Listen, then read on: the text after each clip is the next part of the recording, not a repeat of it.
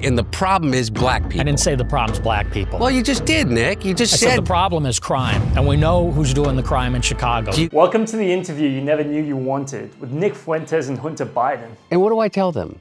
What do I tell them why it's okay for me to sit and have this conversation with you? Finally, we get an answer to the question, what happens when an unstoppable crackhead meets an immovable racist? Yeah, I'm a crackhead. Yeah, exactly. But I'm racist, right? I got pigeonholed there. Mine is true, yeah. Yeah, well, mine's a little true. Maybe a little, no. Andrew Callaghan from Channel 5's managed to get these two to finally sit down and hash it out together. I think you're really smart, and I think that with that comes in a real responsibility. This results in a paradoxically predictable interview, if a little surprising at times. I certainly think it takes two to tango. Okay, so there, we agree. I think that there are problems on the left and the right, and I don't disagree with some of the things that you just said. From arguing about anti-Zionism. But I don't think I'm a hater. I'm not a hateful person. It is Heil Hitler Friday, Heil Hitler, all my niggas Nazi. To shit in on Donald Trump. Always hated him. He's tried to destroy your life. Yeah. Would you want to? No. Do I want to? Yeah, I did. Okay. Look, man, I would, like, can we get him? Can we get him in the motel room? So I want you to imagine. Let's get him in the And to all the oligarchs in between, too. Peter Thiel secured President Trump's endorsement for him in 22, which basically got him the nomination and the seat. So, I mean, as far as anybody's concerned, Vance owes his entire political career to Peter Thiel. One of the first topics that Hunter and Fuentes talk about is cancel culture and how that led to a rise in extreme rhetoric on both sides of the political spectrum. My generation's had our entire lives. That's not appropriate. That's not funny. Think of the trauma. That's racist. That's white supremacist. That makes it funny. That makes it different, interesting, and Fuentes talks about how when you ban people like himself from public spaces like Twitter, like Facebook, it only serves to embolden those voices. Really, in 2021, when Trump got banned from the platforms, it felt like 70 million people got canceled. 70 million people that voted for Trump, or 60, 70 million people, we were all felt like, oh, so if Trump is out of politics and we're all banned from the platforms, then how is there any redress for our grievances? Taking that face value, I kind of somewhat agree with Fuentes' statements here. I do think that people get radicalized when you stop them from saying the things that they want to say, right? Like, I do genuinely think that's true. Although I do consider this to be quite funny considering he's part of the sort of radicalization he's talking about. They're always coming up with, no, it's not the Jews. No, it's not women. No, it's not blacks. It's actually really complicated. No, it fucking isn't at all. In a way, it makes that sort of siege mentality that they've collected be proven right by saying, look, those guys really are out to get us, Like, this is proof. Jews are running society. Women need to shut the fuck up. Blacks need to be imprisoned for the most part.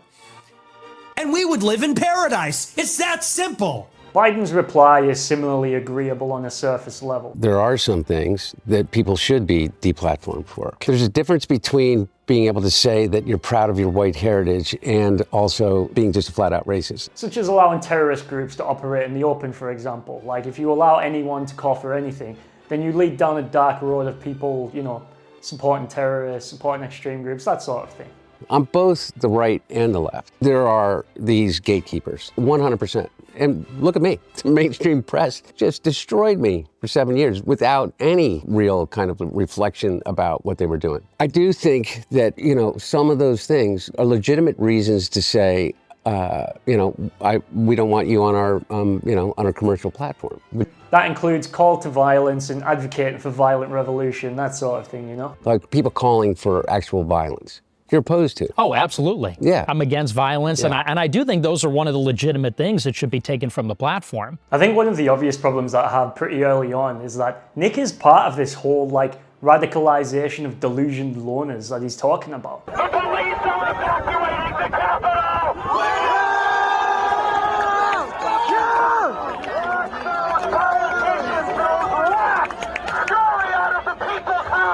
You're heard there shouting down your loud hailer, break down the barriers and disregard the police. The Capitol belongs to us now. What did you mean by that? I think it's pretty self-explanatory. The Capitol belongs to the people. Like, sure, okay, it might not be as fucking batshit crazy as Candace Owens. I'm sticking with the dream. Many people actually had dreams, and they email me them all the time. And I had another vivid dream. The dream was so vivid. It was like, if you've ever seen Harry Potter, But I find it quite laughable his transparent attempt to downplay his own involvement in this radicalization pipeline. And basically, we're having something like Taliban rule in America in a good way. We're having something like a Catholic Taliban rule in America. It's not as if his audience are full of like suburban dads who are born to grill. We have to be radical. Like, we want to be the new normal, which is going to be different in 20 years. But anyway, both Hunter and Nick agree that discourse has only become more radical since tech oligarchs seized our methods of communication.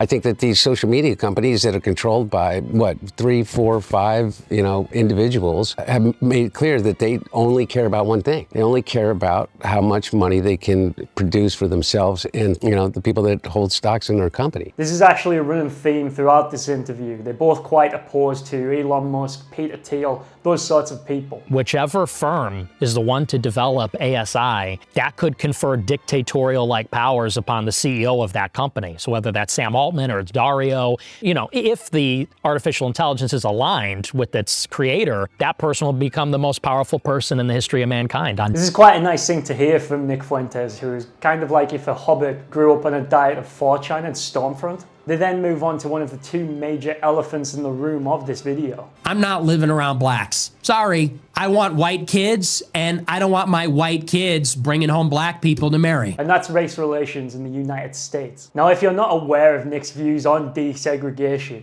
it can be best described as he's not a fan. The problem is black people. I didn't say the problem's black people. Well, you just did, Nick. You just I said the problem is crime. And we know who's doing the crime in Chicago. The carjackings, shootings, teen takeovers. We know why there's no business on the Mag Mile anymore, and it's because they steal cars, they drive them through windows. And listen, black people are some of the biggest victims of the black crime. His supporters are always quite quick to downplay his comments as being it's just a prank, bro, that type of thing. It is offensive and it is provocative, and that's sort of what makes it funny. I mean, what we would say in our generation is edgelording. We're being edgy, we're being provocative. Anyone with an IQ in the triple digits can tell this is just a sugar-coated way that you can deliver racist messages to people on mainstream platforms. I did this rally in 2023 called Fuentes Rally 2, and the one comment I said, we're talking about a spiritual battle between Christians and everybody else. And I said, we're in a holy war.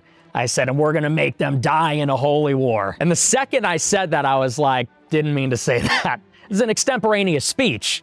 They talk about white flight in the 60s and how desegregation led to a wave of white people leaving various urban areas of the US. And in the 1960s, the West Side burns down. We don't want to live around that. We don't want to live around a city that's burning down. That's not when the white flight happened. It is. It was a big response to it, absolutely. Fuentes attributes this as being due to white people being afraid of crime from black Americans. I mean, a lot of the suburbanization is because of the race riots in the 1960s. People moved out because of the violence. My grandfather was in the National Guard in Chicago when, after MLK got assassinated, the whole West Side burned to the ground. Obviously, Hunter Biden disagrees with his analysis. Why were there riots? Yeah, MLK Jr. was assassinated. Yeah. Yeah. And so does that justify burning down the city? No, I didn't say it justifies it, but it sure justifies an enormous amount of the anger. The same kind of anger that you feel about being left out. The same kind of anger that you're expressing right now about the idea that you're culturally irrelevant. Now, I understand why Hunter Biden disagrees with him, but it is fairly recordable fact that many white families did leave areas due to fear of black crime in the face of desegregation. It's important to note that, and I'm not trying to get into a shouting match here, but as a family coming from a family who did leave Philadelphia in the 60s because of black migration from the South after the Civil Rights Act was passed, there was a sort of mass flight of white people into the suburbs. This fear of black people doing crime is something that Fuentes constantly hints at and brings back up during the whole conversation. I think that's just not true. I think that the race riots were a huge driver of white flight to the suburbs. I think it's just dishonest to say that's not the case. Okay, so what's your point about all of this? Fuentes has consistently argued this throughout his career. He always goes back to the point that black people statistically do commit higher crimes on average than other races and ethnicities. Pre-1968, when King was shot, you had more people leave the city because of the desegregation, because of the 1964 Civil Rights Act, than you did after the riots. It's these statistics that Nick always points to say, I'm not a racist, I'm just looking at the facts. I think the problem with this rhetoric to me is that it completely ignores any sort of caveats. The entire generation of African Americans is that they've been getting killed by cops for decades. That's what are you talking about, Nick? Because they commit crime. And listen, it's not... Nick, What? that's not true. He'll always refer to black people being criminals or potential criminals, and when called out on it, he does this sort of lazy, cynical retreat where he just goes, now I'm not saying all black people are criminals and do all the crimes, but I am saying that I think they're all criminals and they should be treated like such, regardless of what caveat you can throw at me. The problem is black people. I didn't say the problem's black people. Well, you just did, Nick. You just I said said the problem is crime, and we know who's doing the crime in Chicago. Nick couldn't give a flying fuck about the fact that if you live in a ghetto, you probably don't have the best conditions, so you're more likely to be drawn towards a life of crime. Oh shit, here we go again. This happens in white cities as much as it happens in black cities. It happens in Asian cities, it happens everywhere in the world. Worst place in the world. Rolling Heights baller country. Anyway, after race relations, we move on to the kosher elephant in the room. Jews are money changers. Bullshit artists, psychopaths, charlatans, grifters, manipulators. For all you fellow goyim out there, I'm talking of course about Zionism and the influence of Israel on the US. The Israel issue is very narrow. It's just Netanyahu. It's just the Likudniks. It's just the Israel lobby. But, you know, what would you say about someone like Larry Ellison? Again, if you're unaware of Nick Fuentes' position on Zionism and Judaism, you can best sum it up as not a fan. This is somebody who's not Israeli. He's not even a religious Jew and is using and mobilizing his power and resources and connections to benefit Israel in the private sector. Hunter calls Nick out over previous comments that he's made about Judaism in the past. Look at me, man. I see. It hurts.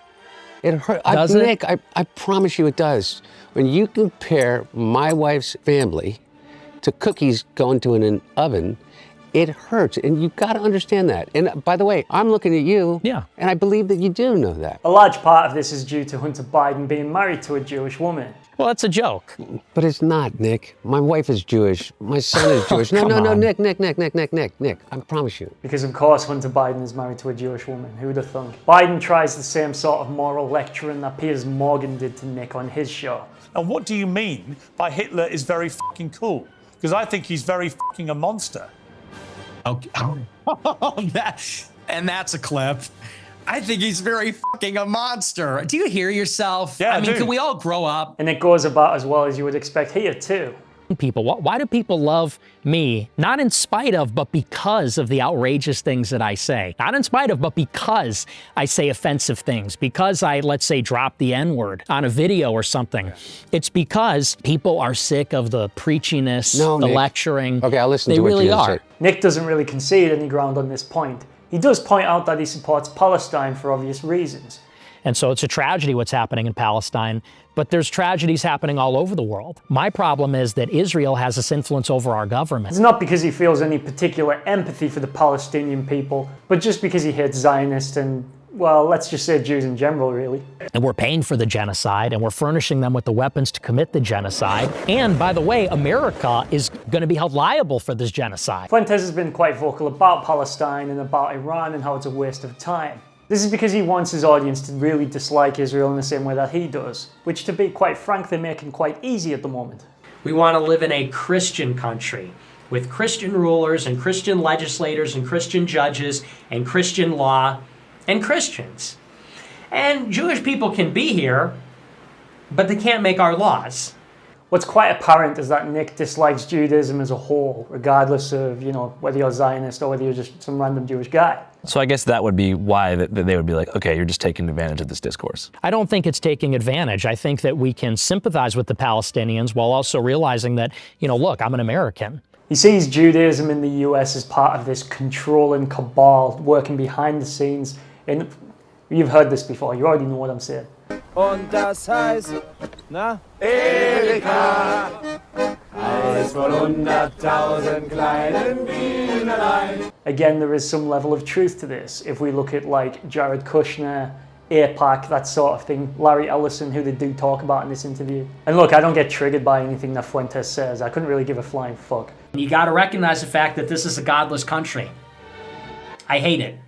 It's immoral, it's wrong, it's heinous, it's evil. I do think if you were only opposed to AIPAC and stuff like that, I don't think you'd feel the need to sort of like rage bait Jewish people with Holocaust stuff.